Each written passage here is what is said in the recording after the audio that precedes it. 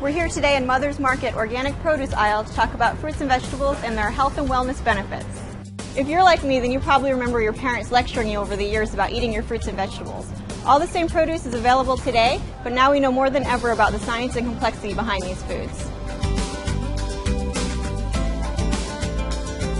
First, let's talk about organic fruits and vegetables. Going organic is all the rage these days, and although it can be hard to accept the higher price tag, it can be beneficial, and here's why.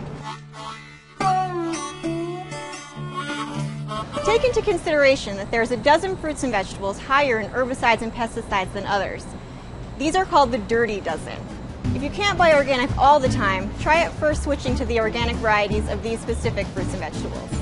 Peaches, nectarines, grapes, apples, celery, strawberries, blueberries, potatoes, bell peppers, spinach, lettuce, and kale. Because of the exposed rinds and textures of these 12 fruits and vegetables, the pesticides can stay on them even after they're washed. So clean up your diet and buy organic when it comes to the dirty dozen.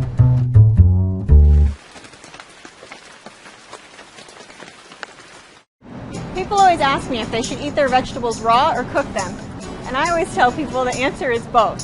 Certain vegetables have nutrients that are enhanced under heat. Carrots have beta-carotene and tomatoes have lycopene. If you're going to cook your vegetables, bake them, steam them, or microwave them. Avoid putting them in boiling water if you can, and keep cooking times to a minimum to keep all the nutrients in. Eating raw fruits and vegetables is just as important as eating them cooked. So when you come to a place like Mother's Market, take a look around at all the different colors available to you and buy as many different colors as you can.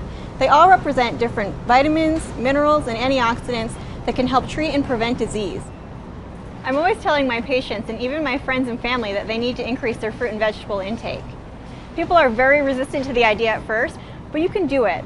Grab in the morning some celery and some peanut butter, or some carrots and some hummus, some berries or an apple, and have the fruits and vegetables available to you during the day to make this easier and for you to reach your goals. As